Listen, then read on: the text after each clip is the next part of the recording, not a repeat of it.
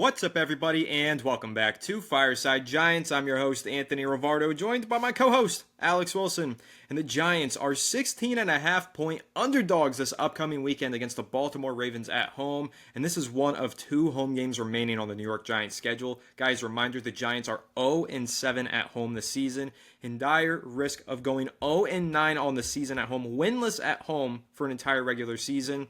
And that kind of brings up a larger discussion. If the Giants go 0-9 at home, if they go 2-15 on the season, a 12-game losing streak to close out the year, how does anyone in the building keep their job? Can Joe Schoen realistically be the general manager in 2025 if this team goes 2-15 with a 12-game losing streak to close out the year? Can Brian Daboll realistically return as the head coach in 2025 after seeing several players throughout the season give up, put in zero effort, a lot of injuries come, guys don't play through them, everything just has kind of ran off the rails for the New York Giants this season? How can anyone keep their jobs? Well, we know that John Mara gave a vote of confidence back in October while speaking with the media at a press event. He pretty much said, I want to stay patient and I don't anticipate any end-of-season firings. Well, sounds like that's changed quite a bit. The plans are changing because of the way that this Giants season has gone. Now remember, when John Mara said that, that was prior to the Daniel Jones bench and release saga. That was prior to the 8-game losing streak that the New York Giants are on. They haven't won a game in several months. It's not even like it's been weeks and weeks since the Giants won. It's been months now. It's ridiculous the way that this season has devolved into something truly catastrophic, and I don't think that John Mara and Brian Daboll are going to be able to save their jobs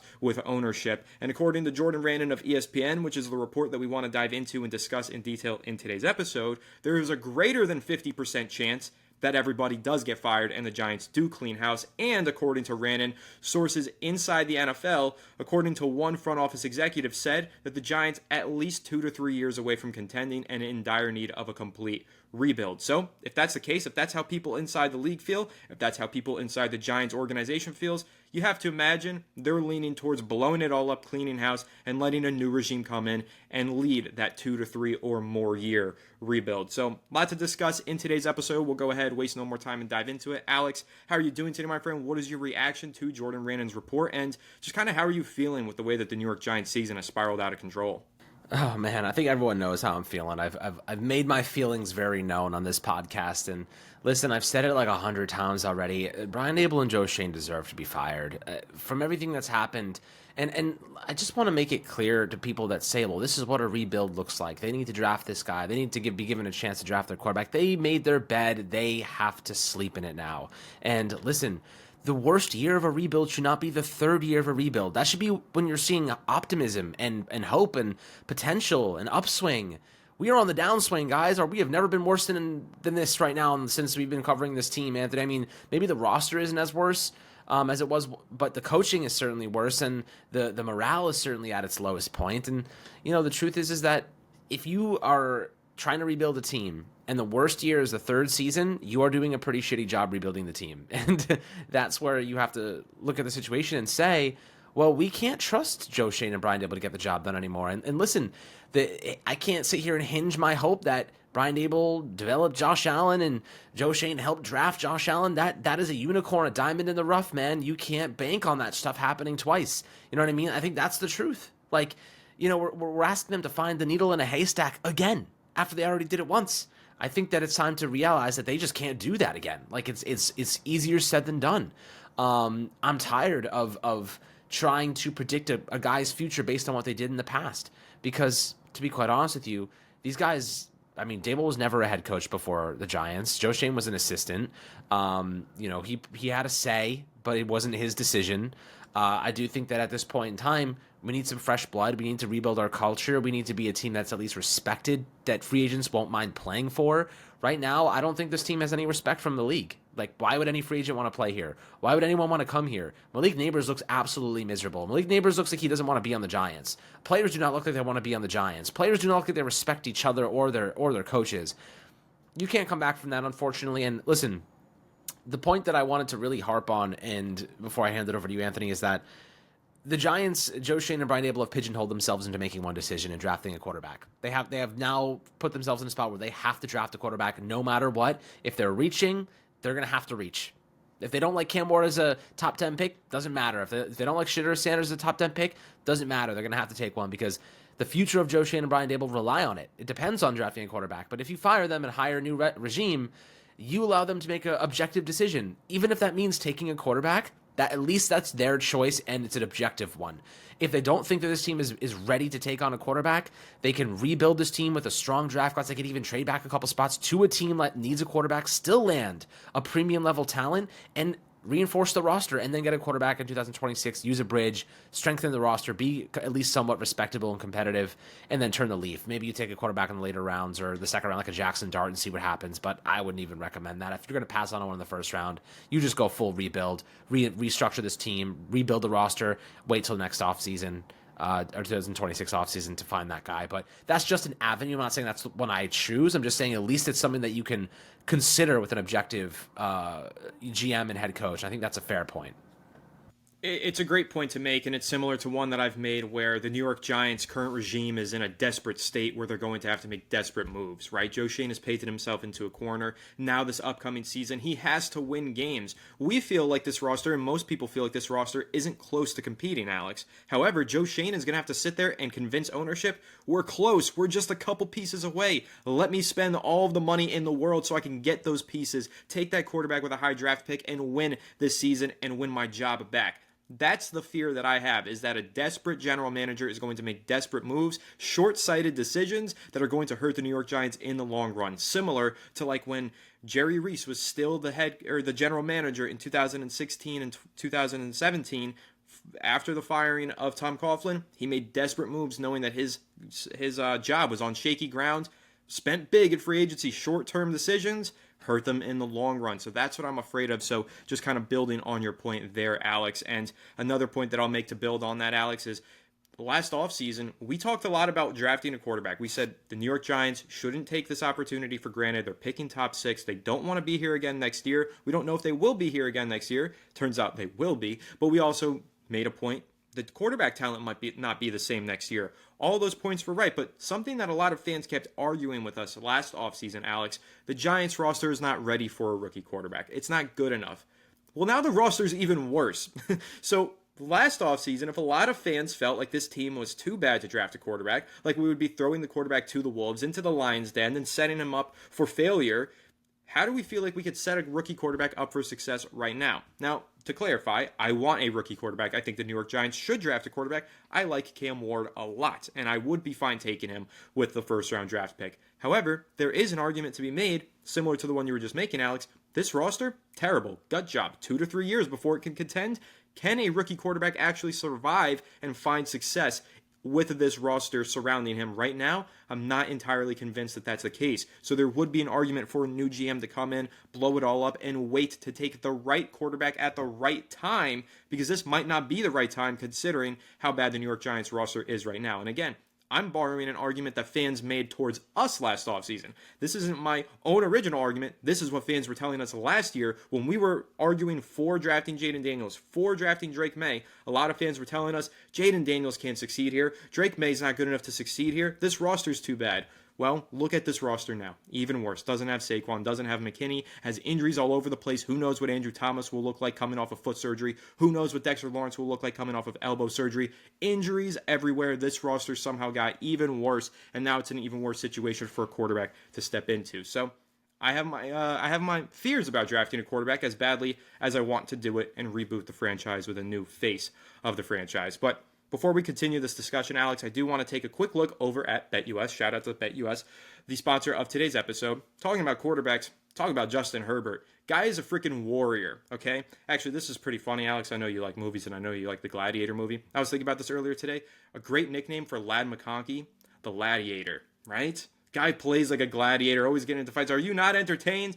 I like that. I love the Chargers. I think they're such a fun team to watch. All these guys are injured. They're playing through the injuries anyway, and they still find ways to be competitive against the Chiefs and to win games against other opponents. I like them this week against the Tampa Bay Buccaneers, who are also dealing with a fair amount of injuries. Yeah, Justin Herbert has been a little banged up, has missed a couple practices this week. He returned to practice yesterday. If Justin Herbert's playing, I'm banking on the Chargers to get a big win at home over the Buccaneers. So I'm going to take their money line at minus 155. I think that's good value. I'm going to go ahead, throw $10 on that and plug that in on BetUS. Guys, make sure to go check out BetUS. Use code YouTube150 for 150% deposit match up to $2,000. BetUS is a sportsbook with the fastest payouts in the industry. Alex, back to it. New York Giants being a disaster class. What's your take on that? Kind of the argument that we fought against last offseason, that the Giants roster was too bad for a rookie. Well, the roster is a lot worse right now. So maybe you do have a valid point and other people have a point. Maybe this isn't the time to take a quarterback. What do you think about that? I mean, listen, you know me. I like Cam Ward a lot. I think Sanders is the higher floor, Ward's the higher ceiling. It depends what you want to do. And listen, here's the thing. If you're Joe Schoen and you're Brian Daboll, you need to go for the higher ceiling, because Shitter Sanders being an okay quarterback in the NFL is not going to save their jobs. They need a guy who's going to change everything for this team. And I don't know. I think I'd rather go and take the shot on a superstar. And I think Sanders has a good ceiling, not a great ceiling. I think Cam Ward has a great ceiling. And to win championships in the NFL, you need a great ceiling. Going for the high floor guys, what are you really doing? You're just pigeonholing yourself into purgatory. Not to say that Sanders couldn't become great. I don't know. I just think the play styles are more indicative of their immediate translation to the NFL. I think Sanders, his style's a lot more of a perfectionist. He is very accurate. He can do the little things right. But when it comes to those explosive plays, I think Cam Ward has that bonus. The off-script stuff, Cam Ward has the bonus. The athleticism, I think Cam Ward has the bonus. So, they have differing pros and cons for sure. It's just my perspective. You guys, I respect yours nonetheless. But with that being said, this is going to be a really interesting draft for the Giants. And as you said, Jordan Ronan believes that there's a more than 50% chance that Schoen and Daboll are not here to do it. But that begs the question, who is here to do it? Bill Belichick just signed with UNC. The experienced guys, there's slim to none. Mike Vrabel being the leading candidate. You know what I mean? There's not many other coaches out there with experience that we trust, borderline trust. You may have to go with a whole new coach that is fresh, a first-time head coach. That's tough to wrap your head around. I know the Commanders went with Dan Quinn, working out so far with Jaden Daniels, and their defense took big steps forward. Their offensive line's lighting, head and shoulders forward. And here's the thing, though, about the Giants, and I think it's an underrated point why they should clean house, because not only are players, Anthony, going and having more success on other teams, but coaches are too. Bobby Johnson, who was, we thought, the worst coach on earth, just went to the Commanders, and he's putting together a pretty damn good offensive line over there. That should tell you a lot about the communication within the Giants building, that we have Bobby Johnson, who literally can't piece together a freaking puzzle, and he goes to another organization with a first-time head coach, and suddenly the guy's putting together a pretty damn good offensive line. That's more of an indication about the Giants than it is about Bobby Johnson, in my opinion. So, what are your thoughts on that? The fact that not only players are leaving and having more success, but also coaches. I think I would need to see a few more examples of that, and maybe there are others, and they're just not coming to mind right now. I mean, Steve Spagnuolo, I guess, is a good example, but he was successful here and elsewhere. But I think I would need to see a couple more examples before I felt that way. Wink Martindale had a kind of hit or miss year this season with Michigan. I mean, college is it's college different. Is different. It's totally different. But the Giants haven't really gotten rid of too many coaches. Who's the former running back coach? Ronnie Barnes, or not Ronnie Barnes. Who was the other guy? I don't remember his name. The running back coach. Man. Alabama. Yeah, he used to coach Alabama. Sure. Oh, where did he go? I'm trying to remember. I do think it's an interesting thought, though, regardless. To highlight Bobby Johnson and his success this season with Washington. And, you make a point of them hiring Dan Quinn. He's a former head coach who failed, became a defensive coordinator, then became a head coach again, and he's done a great job this year in Washington. And that kind of brings up the idea of, could the Giants do something similar? Could they bring up a head coach who failed as a head coach elsewhere, took a few years off, and then became a head coach once again? Now, there are some names that do come to mind. Obviously, Mike Vrabel was fired last year. He's taken a year. He's been a coaching consultant for the Cleveland Browns, and he's going to be ready to become a head coach again this offseason. Vrabel is going to be a top name for every job out there. But there's going to be other names to consider, and one of them, Alex, I think could be interesting, is Vance Joseph, former head coach of the Denver Broncos, was fired, defensive coordinator of the Cardinals. Now he's actually the defensive coordinator of the Broncos, hilariously enough. Former head coach of the Broncos, current DC of the Broncos. Very interesting. He could be a guy that the Giants look at as a player's coach who leads a good defense, has great leadership, and prior head coaching experience. And I wonder if that's the route that the New York Giants go if they do end up firing Brian Daboll. Because why would they go after, let's say, one of the other hot names, Alex, Joe Brady, Buffalo Bills offensive coordinator? That's doing the exact same thing over again, right? I don't think that's the way that the Giants would go, and I don't think that they want to go ahead and bring in another coach with a lack of experience. I think they want somebody, if they do fire Daboll, who has tried and true experience, like winning experience, and those guys are hard to find, few and far between. They do not hit the open market very often. Mike Tomlin has been with the Steelers for 18 years because he wins every year. He has the experience. Nobody's going to let a guy like that go. Kyle Shanahan, again, another stinker last night for the 49ers. They're still not going to fire him, most likely. He's not going to shake free. Those tried and true experienced head coaches, it's so rare that they hit the market. And if you are one of those coaches on the market, like a Mike Vrabel, he's really the only one. Why would you want to go to the New York Giants, who have been firing head coaches every 2 to 3 years? So I think on top of the fact that the Giants roster is a mess, and it's going to be difficult for a rookie quarterback to succeed here, the fact that coaches leave and are better elsewhere, players leave and are better elsewhere, all of those things combined, take a look at them, and if you're a head coach or GM candidate, you're probably saying to yourself, going there might actually be the worst decision that I can make for my career. And so I think the Giants' job is among the least attractive of all of the potential openings that might be available this offseason. And that's saying something because, man, the Chicago Bears have been a mess since the 80s. The New York Jets have been a mess since 2012. So when you're looking at this Giants job, though, it's only arguably more attractive than those jobs, and that could be argued against as well. Like, Alex, if you were to take a look at the Giants job and the Jets job, the Jets job is scary because you've got to deal with the ownership getting too involved in Woody Johnson, but their roster is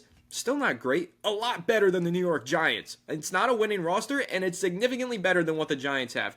If you're looking at the Giants job, sure, ownership is usually supportive, but they're also impatient, and the roster is a complete mess. Impatience and a bad roster that needs time to be rebuilt, that's not an attractive job for a general manager. So there's almost an argument, and I think I'm playing devil's advocate in making this argument right now, Alex. You could argue that the Giants should retain the current regime because they don't have any better options, because those better options don't want to be here. What are your thoughts on that? I think that's really the argument for keeping Joe Schoen and Brian Daboll, and for what it's worth, that's not necessarily a glowing review and vote of confidence in Schoen and Daboll. That's simply just saying, I'm not confident that this organization can land anyone better because they're such a mess right now that they might have to stick with the devil that they know rather than the devil that they don't. Yeah, I mean, that's a really good point. Like, who the hell is out there? And I think that's what losing Bill Belichick to UNC really raises, concerns here is like, now you got one of the most experienced options off the board, one that would have been a legitimate choice for the Giants. And this is a rather weak class. I mean, like, assuming the Giants aren't able to get anyone really good. I mean, Ben Johnson, why? Like, he could go to the freaking Bears and have Caleb Williams in a stacked roster with tons of talent and be able to turn that whole team around in like a year. The Giants are a multi-year rebuild away from being competent. You know what I mean? But here's the thing about it, Anthony, is like, if you're gonna go and transition to a new regime, you're probably still drafting a quarterback, most likely. Like, the probability is you're gonna draft a quarterback anyway. Who do you want? You know what I mean? Who's going to come in and immediately help build a competent system that you can trust around a rookie quarterback? So whoever your head coach is going to be, they better have a damn good plan for what they're going to do with a young quarterback. You know what I mean? They better have a damn good plan. A damn good plan means a good OC. And what OC is going to want to come to the Giants after the whole full rebuild, and obviously it's probably going to be some of the connection to whoever you're hiring to be your head coach. So, yeah, it comes with a lot of what-ifs. But the thing is, I'd rather a lot of what-ifs than what nows. You know what I mean? Like, what now have the Giants done to put themselves in a spot to lose? What now have they done to destroy the roster? What now have they done to sign a contract that ages poorly? That's what we've been waiting and watching for years now. The Giants to make another dumbass move that sets us back another year, 2, 3. So I'd rather just turn the leaf and go for a lot of what-ifs, because you know what, Anthony? What-ifs mean hope. What-ifs mean, what could happen. Not keeping the same thing and pretty much writing in stone, setting in stone what we already know is happening, and it's failing. It's failure. It's embarrassment. That's what this regime has been good at, embarrassment the last 2 years. So I'd rather a what if and at least be a little bit like, oh, like I could buy into optimism. I could buy into optimism and hope. I can't buy into what we've already seen. I'm not going to sit here and gloat or say anything positive. I mean, I'll talk about the individual talents, individual players, Cam Ward, Shitter Sanders, what they do good, what they don't do good. But for no reason at all, for the next year, if they keep the same regime, am I going to sit here and act like they are going to do a good job until they prove it? Because we have been talking about this, Anthony. We're tired of being optimistic about this team and this organization, this front office that consistently shoves it right back in our face every time we try to be optimistic about them. I'll be optimistic about individual talent, players, those guys, but I have no hope that this coaching staff is going to maximize any talent because all they've done is destroy it. And that's what we're seeing happen with Neighbors. We're seeing it happen all across the roster, even with proven veterans. It's freaking embarrassing. It's disappointing. It's just, what more is there to say? You know what I mean? Like, I'd rather have optimism with new faces than keep the same thing. Yeah, and that's where I'm at as well.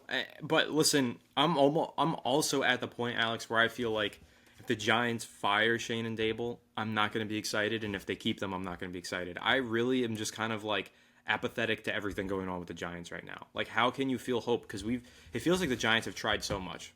Maybe not everything, but they've tried damn near everything to get this thing right, and every single time, somehow they get it wrong. And I just don't know what the solution is. Like, we buy in every single time because we're fans, and we want to believe that they're making the right decisions. Even if we think the Giants made the wrong decision, we try and talk ourselves into it. We try and say, no, these guys get paid all that money. They know what they're doing. They know better than us. Sometimes they actually don't, but we still buy into it. We try to convince ourselves that they are making the right decisions. And every single time over the last decade, it's just been disappointment. So it's really tough to be excited about the Giants, whether they keep Schoen and Daboll, whether they move on from Schoen and Daboll. It's just a tough time right now. But one thing that I know, whatever they do this offseason, it's pivotal, it's crucial, and it will determine the success of the organization for the next 5+ years. This is that pivotal of an offseason because they don't have a quarterback on the roster. Drew Lock's going to be a free agent. Tommy DeVito is going to be a free agent. Tim Boyle's a free agent. They literally do not have a quarterback on their roster in 2025. So this is going to be one of the most crucial off seasons in New York Giants history. So we'll see how it goes. Obviously, it's going to be a lot of fun to break down all of these college prospects and talk about the if, ands, buts, or whatever's with the New York Giants this offseason. It's going to be crazy, and especially if we land that number 1 overall pick, we should be getting some exciting stuff to talk about. But for now, just sitting in the pit of misery, hoping for the season to end as soon as possible. But that pretty much wraps this one up. Make sure to leave a like if you enjoyed this episode. Subscribe to the channel if you're new. Ring the bell so you don't miss an episode, and comment your thoughts down below in the comment section. Listen on Apple or Spotify. Make sure to leave us a 5-star review. Go ahead and follow us on all of our social media channels at Fireside Giants. Fireside Giants presented by BetUS. We'll catch you all in the next one. Have a good one, and let's go Giants.